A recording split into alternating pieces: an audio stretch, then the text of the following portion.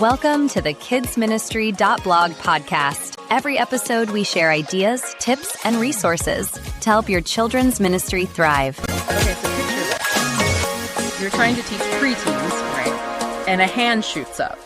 The question, why didn't Moses just use GPS to get out of the desert? Yeah, that pretty much sums it up, doesn't it? The impossible blend of ancient stories and hypermodern minds. Exactly. And that's what we're diving into today, trying to make sense of that middle school brain. Right. We're looking at insights from a few places, but especially drawing from this really honest article on the kidsministry.blog. It's called, Wait for It, I Don't Know What I'm Doing with These Kids. Feels appropriate. So the mission here is basically to give you a shortcut, the practical stuff you need to actually connect with them fast. And honestly, before you can teach them anything, you have to grapple with their emotional world. It's intense. Intense is one word for it. Everything feels like life or death. Totally. This source mentioned this one girl. She was apparently completely falling apart because her friend saw her text. Yeah. But didn't reply for 3 hours. 3 hours. Wow. Okay. To us, that sounds like, maybe annoying, but for her. It was everything, like a total betrayal. It consumed her entire focus. You can't teach algebra over that kind of emotional crisis. Right. So the takeaway isn't, oh, that's silly. It's recognizing that is their reality. Yeah. That feeling is real, and it blocks everything else out. Exactly. And it's tied into this massive anxiety they feel. They all feel it. There was this moment where the leader asked, who here feels different or weird? Yeah. Every single hand went up. Every one. They all think they're the only weird person on the planet. Wow. So they're all isolated together, basically. Pretty much. It's a strange paradox. Yeah. And trying to get information into them while all this is swirling around, well, it's tough. Yeah, the source mentioned something about attention spans. Like, you've got maybe 20 seconds of talking before, poof, gone. 20 seconds if you're lucky. Yeah. And it's not necessarily defiance. It's just how they're wired right now. Their brains are going a million miles an hour. So lecturing is out completely. Absolutely. A total non-starter. The big shift they described was, stop explaining, start asking questions. Like really random, engaging questions. Give me an example. Well, instead of lecturing about David and Goliath, the leader just threw it out there. What do you think David was actually thinking when he saw this massive guy? And what did they say? One kid, totally deadpan, just goes, why is this dude so tall?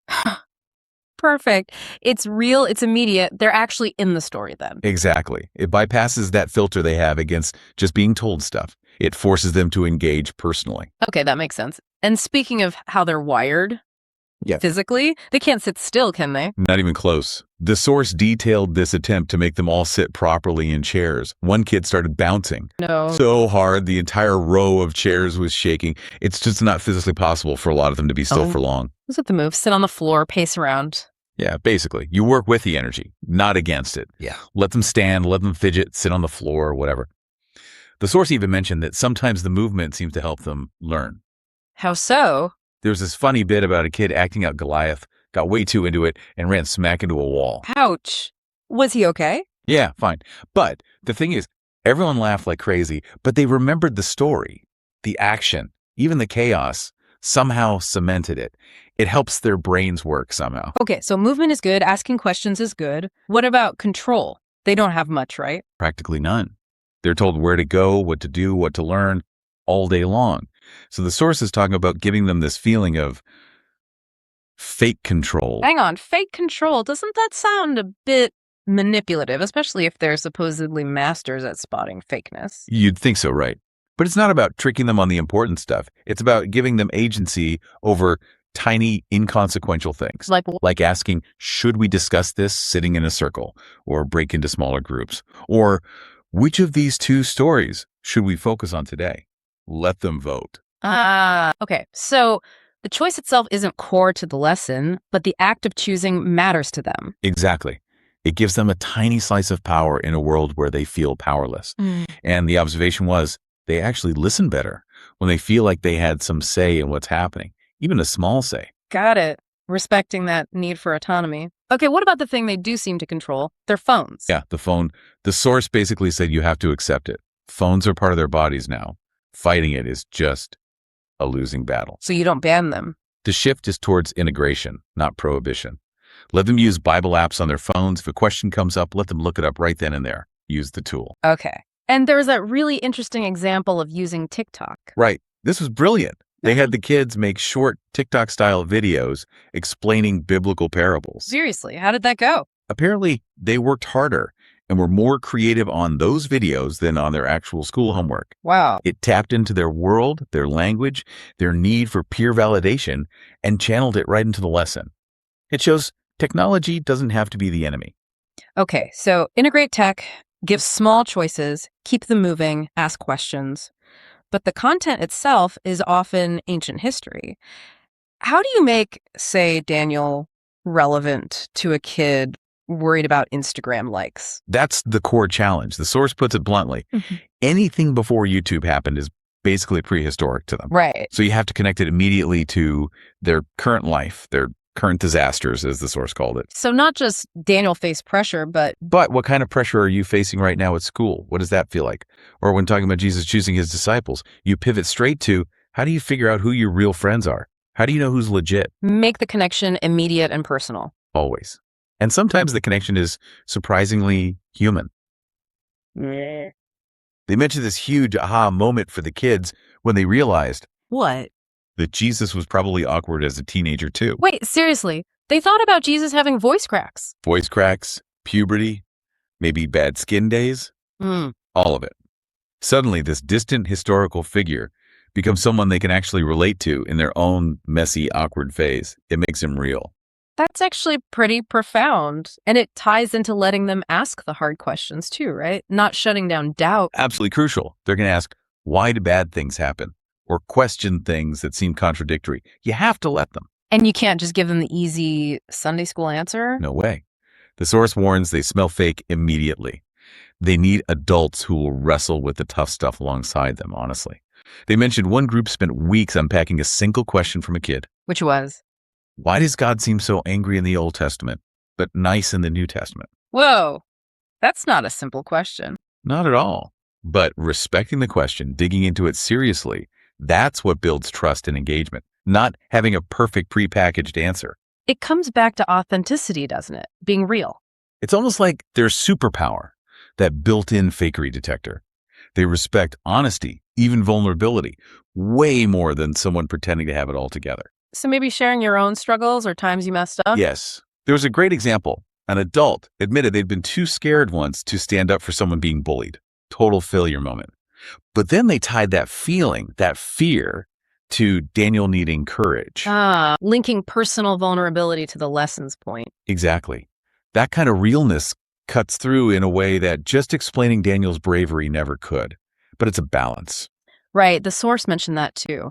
Don't try to be their best friend, but don't treat them like little kids either. It's a tightrope. A very fine line. And part of walking that line is understanding their social world. Right. Middle school politics are notoriously vicious. So asking them to share deep thoughts in front of the whole group is probably unwise. Yeah, often a recipe for silence or awkwardness.